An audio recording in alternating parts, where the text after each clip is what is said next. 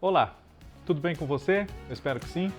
Eu sou o Fábio Costa e esse é mais um TBT da TV, aqui no canal do Observatório da TV no YouTube, o nosso programa que semanalmente recorda páginas marcantes da longa trajetória da nossa TV, já de 73 anos aqui no Brasil. Vamos falar neste programa de uma novela que agora, em 2023, está completando 40 anos da sua exibição original e até hoje única. Champagne, de Cassiano Gabos Mendes.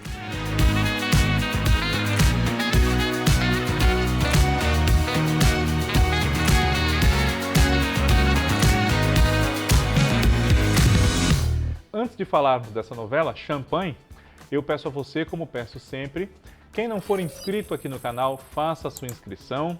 É um retângulozinho vermelho, Aí você aperta e ele fica cinza, se eu não me engano. Deixa ele cinza, toque também o sininho aí, ative o sininho para ser avisado de quando nós postarmos coisas novas aqui. Deixe seu like, compartilhe os conteúdos do nosso canal, deixe seu comentário, sua crítica, seu elogio, sua sugestão, seu complemento, enfim.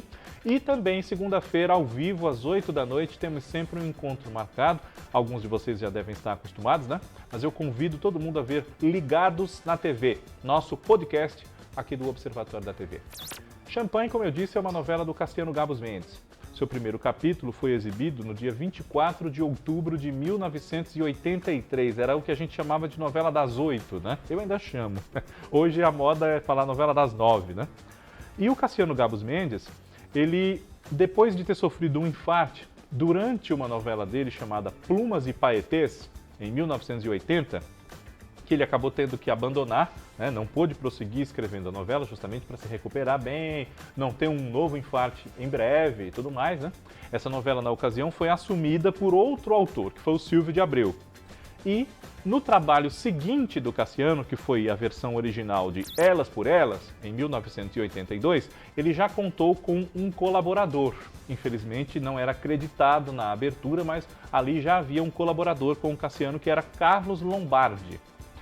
Nessa novela, Champagne, que foi a primeira que o Cassiano escreveu depois de Elas por Elas, ele também contava com um colaborador, dessa vez devidamente creditado na abertura, Luciano Ramos. Cassiano Gabos Mendes, desde que chegou à TV Globo em 1976 como autor de novelas, só havia escrito novelas das 7 e contribuído muito para a formação de um perfil desse horário das 7, que já vinha de histórias de Vicente Sesso e Walter Negrão. Falamos de Vicente Sesso recentemente aqui, não vale a pena, se você não viu, está fácil de encontrar nas playlists do canal. E depois, com as novelas de Cassiano Gabos Mendes, Silvio de Abreu, do próprio Carlos Lombardi, quando se tornou autor, foi ganhando cada vez mais contornos muito claros, de um horário leve, com uma comédia requintada, por assim dizer, graças aos seus ambientes ali de circulação dos personagens, uma boa sala de espera agradável e engraçada para o Jornal Nacional, que vinha em seguida, como vem até hoje, e a grande novela do horário nobre, o drama nacional da novela das 8. Pois bem, Cassiano foi deslocado pela emissora da novela das 7 para a novela das 8, claro, devido ao seu grande sucesso como autor de novelas das 7 e a sua grande experiência, Não custa a gente lembrar que Cassiano Gabos Mendes é um dos pioneiros da televisão aqui no Brasil, mas também porque, naquele momento, quem escreveria essa novela, que no caso substituiu Louco Amor, do Gilberto Braga, seria Janete Claire.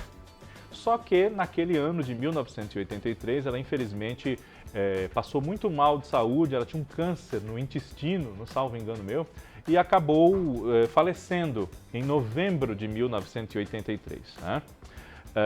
A altura da novela começar a ser escrita e produzida, Janete não estava bem de saúde, ela ainda argumentou com a direção da emissora que gostaria de escrever essa novela que estava prevista para ela entrar, porque possivelmente poderia até ser a sua última, como seria mesmo de fato, E a casa acabou deslocando Cassiano Gabos Mendes da novela das 7 para a novela das 8 e deu a Janete Claire o horário das 10.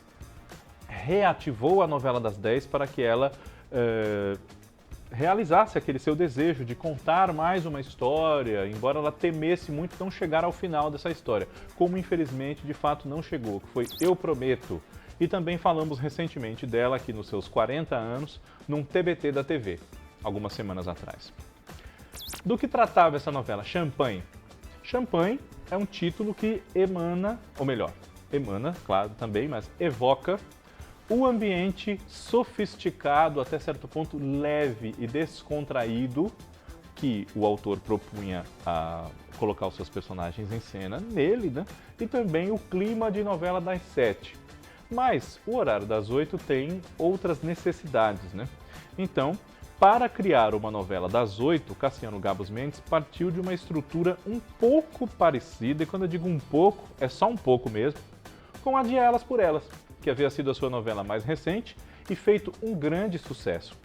Elas por Elas parte do reencontro de 7 amigas de colégio, 20 anos depois do fim desse ciclo da vida delas, né? De quando elas se formaram, digamos assim. E em Champanhe eram 6 amigos que nunca se afastaram, né? Ao contrário das amigas de Elas por Elas, mas tinham um segredo em comum que os unia, um fato do passado que os unia. Em 1970, 13 anos então antes da ação, né? Durante uma festa na qual estavam todos os amigos presentes, uma copeira, uma serviçal ali na festa, ela é encontrada morta. Essa moça se chamava Zaira e era interpretada pela Suzane Carvalho. Como ela é encontrada morta no quarto de um outro funcionário da casa onde a festa acontecia, né, um garçom chamado Gastão, que era o papel do Sebastião Vasconcelos, recai sobre ele a suspeita de ter assassinado essa jovem. Só que o Gastão jura ser inocente, né, para sua família, enfim, e ele se viu obrigado a fugir do Rio de Janeiro para não pagar por um crime que ele jurava não ter cometido. Ficou muitos anos afastado da sua mulher, a dona Adélia, que era a Heloísa Mafalda, e do filho deles, o Nilson, que era mais chamado de Nil, papel do Tony Ramos. Né? Quem eram esses amigos implicados nesse crime, nesse mistério da morte da Zaira? E quem sabe um deles fosse o assassino dela, ao contrário do Gastão, acusado de ser, né? Um deles era José Brandão, papel do Jorge Doria. José Brandão era uma pessoa um pouco difícil, digamos assim, né? Tinha um tratamento muito rude com a mulher dele, a Diná, que era a Marieta Severo. Marieta Severo, que na ocasião voltava a fazer novelas depois de mais de 10 anos sem participar de nenhuma produção desse gênero, né? Ela havia feito o seu retorno à televisão como atriz em 1982, uma minissérie chamada Bandidos da Falange, mas que foi exibida também só nesse mesmo ano de 83, no comecinho do ano, né? Então era uma época em que a Marieta Severo tornava-se conhecida até de toda uma nova geração de espectadores que não havia assistido às novelas que ela fez na juventude, como por exemplo o Sheik de Agadir, né?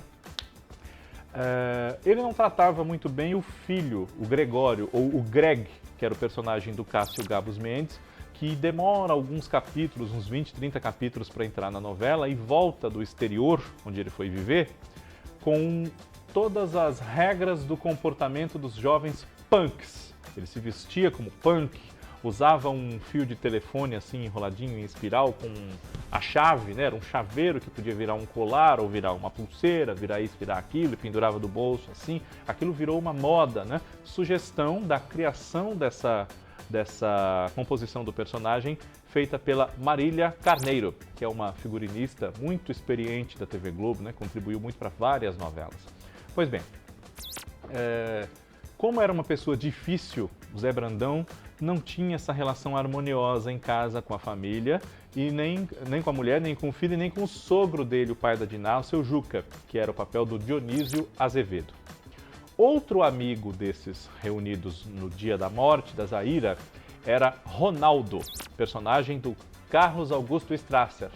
Ronaldo era mulherengo, conquistador, né? E muito avesso à ideia de ter filhos. Ele não queria ter filhos por nada, embora fosse casado com uma mulher que queria muito ter filhos, era muito bonita, muito interessante, muito apaixonada por ele, muito ciumenta também, sabendo o marido que tinha, né? A Verônica, que era a personagem da Maria Isabel de Lisandra. E como fazia essa filha dela sofrer muito e ser infeliz, né? o Ronaldo não tinha muita simpatia da parte da sogra dele, Dona Olívia, que era a personagem da Maria Helena Dias. O Ronaldo tinha um caso extraconjugal com uma das amigas da família, uma das amigas da mulher dele. E esse é um mistério que permanece durante a história toda, assim como a verdadeira identidade do assassino da Zaira, né? O assassino da Zaira é revelado no final também, só que acabou, com o decorrer da novela e muitas confusões com a censura, acabou que no final despertou tanto quanto ou mais atenção quem era a amante de Ronaldo e nem tanto quem matou a Zaira, né? Outro amigo presente no dia da festa, em 1970, é o Jurandir, personagem do Mauro Mendonça, que é um homem bem posto na vida. Eles todos são bem de vida, são ricos, né? E já eram na juventude, salvo erro meu. O Jurandir era casado com Teresa, que era a personagem da Ilka Soares, e tinham esses dois, né, o Jurandir e a Teresa, dois filhos. Uma jovem chamada Cíntia, que era a Priscila Rosenbaum, e um rapaz chamado José Rodolfo, que era o personagem do Irving São Paulo. José Rodolfo era alvo de um sentimento, assim, de um amor, de um interesse romântico de uma moça chamada Mariá, que era o papel da Cláudia Magno, filha de um outro amigo desses reunidos na festa do passado, o Ralph, que era o Cláudio Correia Castro. Ralph era casado com Gilda Isabel Ribeiro, a mãe da Mariá, que se ocupava dia após dia, semana após semana, de idas a lojas, a shopping centers e a cabeleireiros e manicuras, enfim, passava o dia na rua. Isso daria facilmente para ela ser, quem sabe, a amante do Ronaldo, por que não, né? Essa suspeita recaiu sobre ela durante uma fase da história. E a Mariá não era a única filha da Gilda e do Ralph. Havia também um jovem chamado Tadeu, que era o Marcos Melo. Tadeu, que no decorrer da novela acaba se envolvendo com a Cíntia. A Mariá, como eu disse, gostava do José Rodolfo, né? Mas ele caía de amores por uma moça chamada Eliana, ou a Eli, como ela era mais chamada na novela, né? Personagem da Lúcia Veríssimo. Eli era uma moça muito pobre, filha de um gerente de supermercado chamado Seu Camilo, que era o Luiz Carlos Arutin, e da dona Eunice, se eu não me engano. Eu confundo com outra personagem que ela fez em outra novela, que é Iracema, mas não, nessa é Eunice, papel da Beatriz Segal. Um dos raros momentos em que podemos ver na televisão Beatriz Segal fazendo um papel de pobre. E era pobre mesmo a dona Eunice, muito ao contrário das Odete Reutemanns e Lourdes Mesquitas da vida que ela fez, né? E a Beatriz Segal gostava muito dessa possibilidade, né? Ela se interessou muito por esse personagem e por outras oportunidades em que ela não era uma riquíssima fútil ou uma grande megera igualmente milionária, né? No núcleo da Eliana, da dona Eunice e do Seu Camilo, também tinha o Farid, que era o personagem do Armando Bogos, salvo erro meu, irmão do Seu Camilo. Assim como essa estrutura dos amigos era meio inspirada nas amigas de Elas por Elas, o Farid era uma pessoa desastrada para quem nada dava certo na vida. Mais ou menos como o Mário Fofoca, que era o Luiz Gustavo em Elas por Elas, né? Pois bem,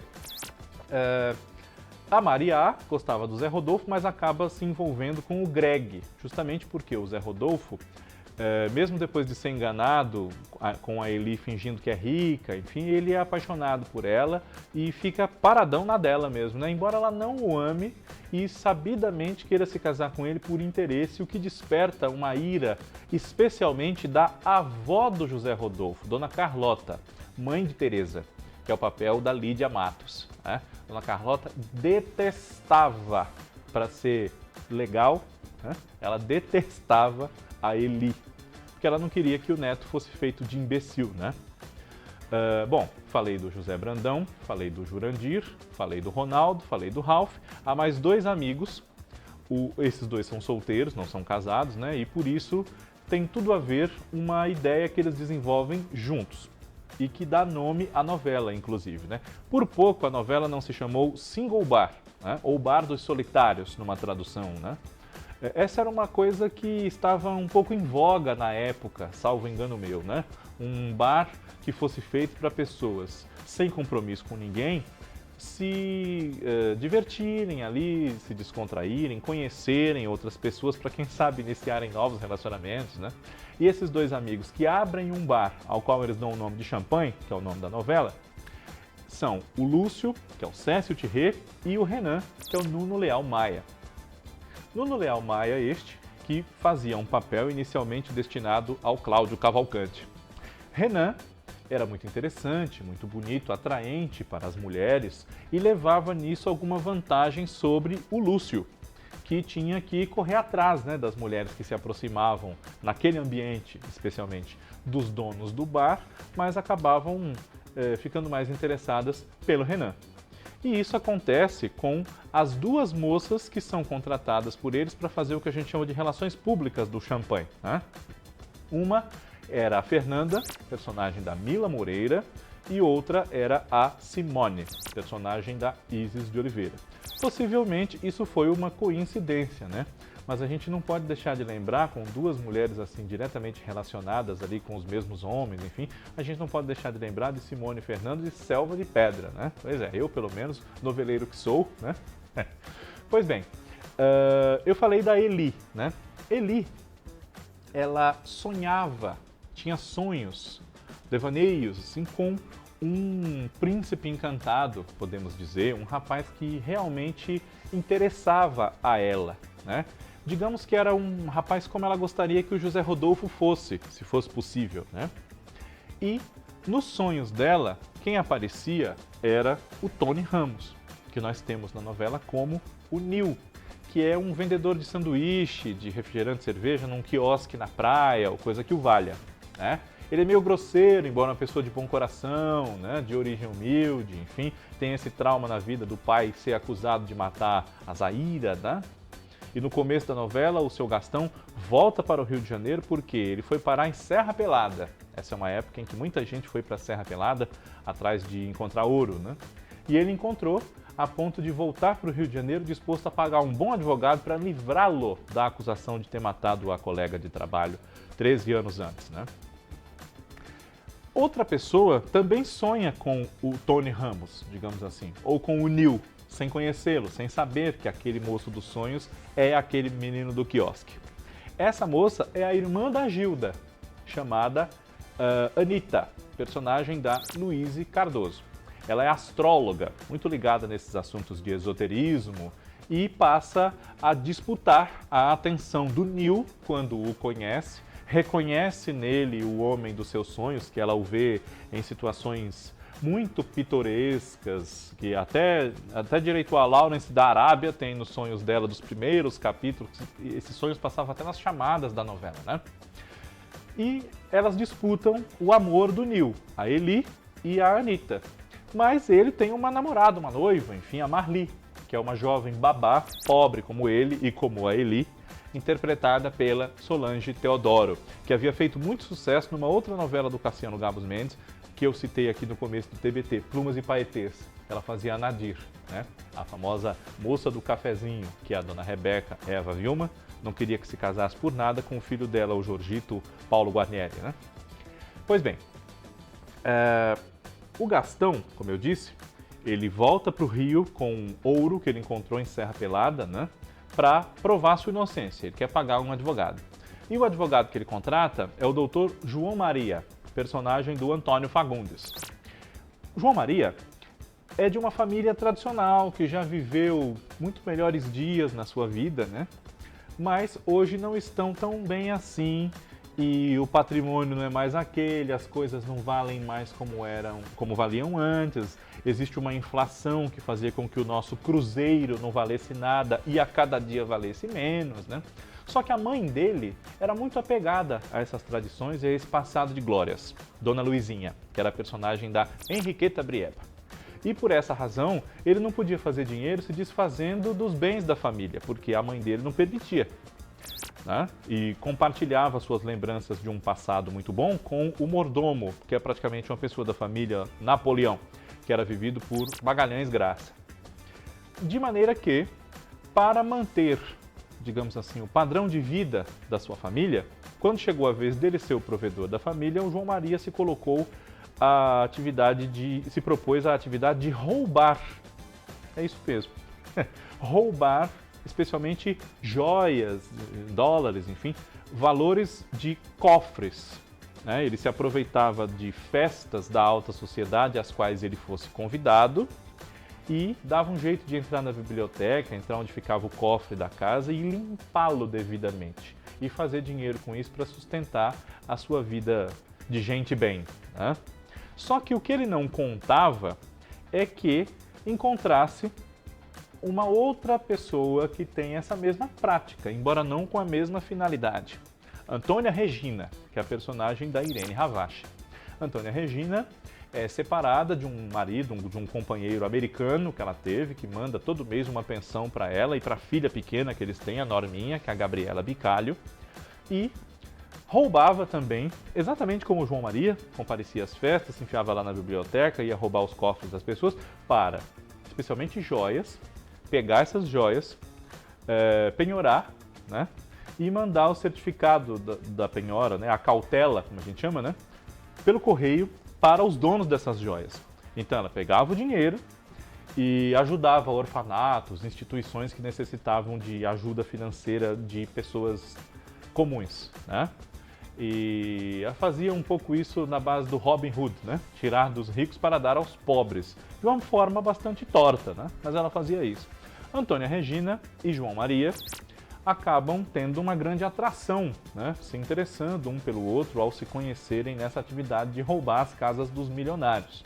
Mas uma jovem, a Bárbara, que é a personagem da Carla Camurati, irmã mais moça da Antônia Regina, se apaixona também, se interessa pelo João Maria, né? E quem sabe não fosse melhor para ele, para constituir uma família, quem sabe, enfim, se unir a Bárbara e não a Antônia, que inclusive a certa altura da novela tem em volta de si novamente o seu companheiro americano Sherman, que era o Carlos Zara.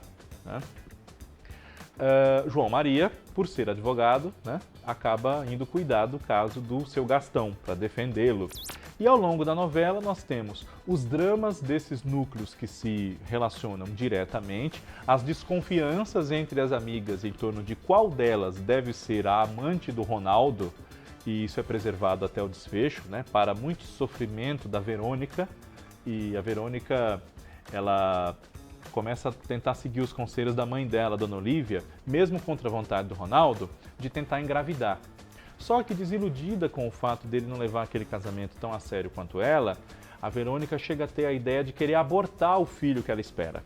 Isso a censura não deixou, né?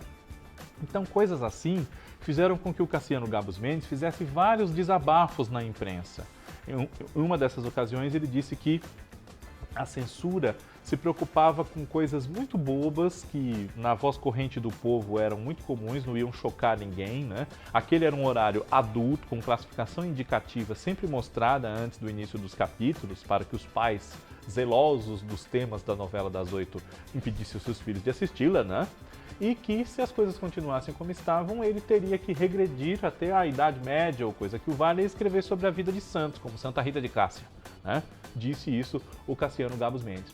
Então, Champagne, como tinha muitos personagens, como vocês estão vendo, e eu nem falei de todos, né? Acabou sendo uma novela que ficou um pouco confusa, um pouco difícil de ser desenvolvida, muitas complicações motivadas pela censura, né? E ela não é lembrada como uma novela muito boa e nem de grande sucesso, embora nessa época tudo na TV Globo fizesse um grande sucesso em termos de números, né? Agora, é muito lembrada, especialmente, pela abertura, que é uma abertura que surgiu mais ou menos na mesma época da abertura do Fantástico, com aquela pirâmide de discos que se cortam e os meninos dançando em pleno ar, enfim, né, que é uma abertura moderna hoje. Então você imagina em 1983. E a abertura de Champagne mostrava uma modelo muito famosa na época, de várias capas de revista, Maria Eugênia, e também o Breno Moroni, que é um ator que participou de outras aberturas, outros projetos assim, e principalmente é conhecido do público de várias gerações como o Adonai, né? O mascarado da novela A Viagem, de 1994.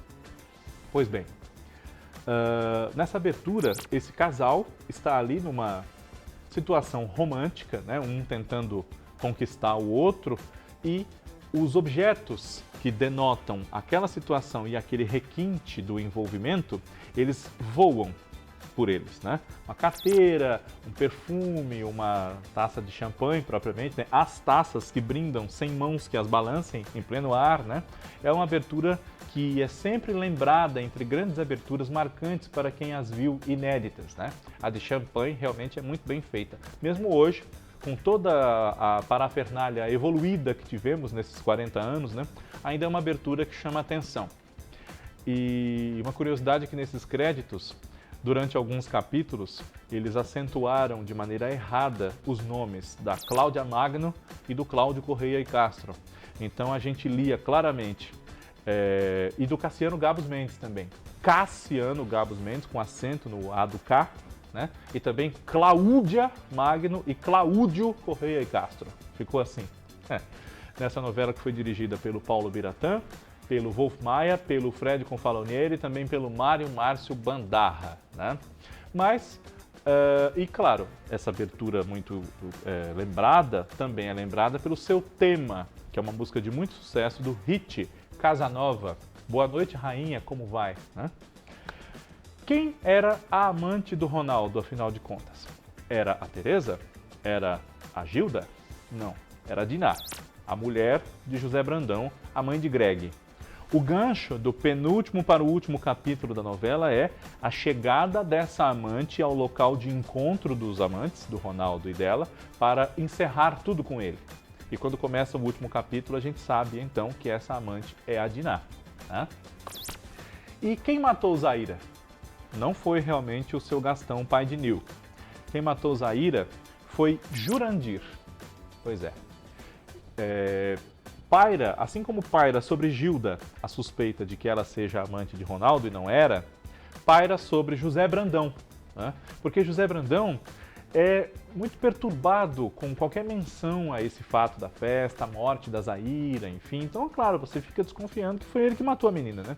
Mas, na verdade, ele se perturbava muito com a lembrança desse dia porque o José Brandão era pai de Zaira. E isso fica esclarecido para nós a partir da entrada em cena de uma personagem que era a mãe, que teve um caso com o José Brandão e era mãe da moça, a Leonor, personagem da Tânia Scher, uma participação bastante determinante para os rumos da história, né? E há uma outra personagem que é assassinada pelo Jurandir no decorrer da novela e nós descobrimos meio que junto com o fato dele ter matado a Zaira também, a Fernanda, a Relações Públicas do Champanhe. Né? Ela começa a cavucar aquela história da qual ela tem conhecimento, porque os seus patrões, né, o Lúcio e o Renan, estão implicados na história, e ela começa a querer cavucar e descobre que o assassino da Zaira é o Jurandir. Ao chantageá-lo, ele a mata. Ela aparece morta um dia, e quando é descoberto, tanto que ele matou Fernanda quanto que ele matou Zaira, o Jurandir, ele põe fim à sua própria vida. Mas isso não é mostrado tão claramente por causa da censura também, né? Salvo engano da minha parte, o primeiro suicídio mostrado numa novela foi o da Laurinha Figueroa, né? Em Rainha da Sucata, de Silvio de Abreu, em 1990. Champanhe, há 40 anos, era a novela das 8 da TV Globo. No TBT da TV nós já estamos relembrando para você, mas não podemos encerrar esse encontro sem citar, claro, uma outra grande curiosidade em torno dessa novela, né? Em 1984, na época do Carnaval, que foi no começo de março, era a primeira vez, se eu não estou enganado, em que o Carnaval do Rio de Janeiro seria promovido no Sambódromo da Avenida Marquês de Sapucaí, uma obra do governador Leonel Brizola, né? Pois bem, quem adquiriu com exclusividade os direitos de transmissão pela televisão do Carnaval de 84 foi a Rede Manchete, né? Até tentou-se, por uma questão de âmbito comercial, que a Rede Manchete dividisse com a Globo essa transmissão, mas acabou sendo uma exclusividade da Rede Manchete. A Globo, então, armou-se para a disputa de audiência com os desfiles, com os comentários, etc., com filmes inéditos na televisão, com um especial musical do Roberto Carlos, se eu não me engano, também do Gilberto Gil, filmes como Bonnie e Clyde, Uma Rajada de Balas, né, para a noite de desfile de domingo, o Fantástico de sempre, um pouco reforçado talvez, enfim, né? Mas não teve para ninguém. No Carnaval de 84, a TV Manchete ganhou praticamente o tempo todo, especialmente nas horas de desfiles e na apuração das escolas vencedoras, né? Então, isso deu, por exemplo, uma novela que parece que não perdeu nenhum dia para a Manchete foi a novela das 6, que não é lembrada como um grande sucesso também, né? Voltei para você, de Benedito Rui Barbosa. Mas Champanhe chegou a perder com a diferença de 15, 16 pontos para o Carnaval da Manchete, coisa assim de 46 a 30, 47 a 29 e por aí vai. E competindo na segunda-feira de Carnaval com a apuração, a diferença foi ainda maior, coisa de 56 a 19, 55 a 20. Pois é. Então, por esses e outros motivos, ainda que a política às vezes se atravesse no meio de questões como essa, de 85 em diante, a TV Globo nunca mais deixou de transmitir o Carnaval. TBT da TV, semana que vem está de volta. Um abraço para você, obrigado pela audiência. Tchau.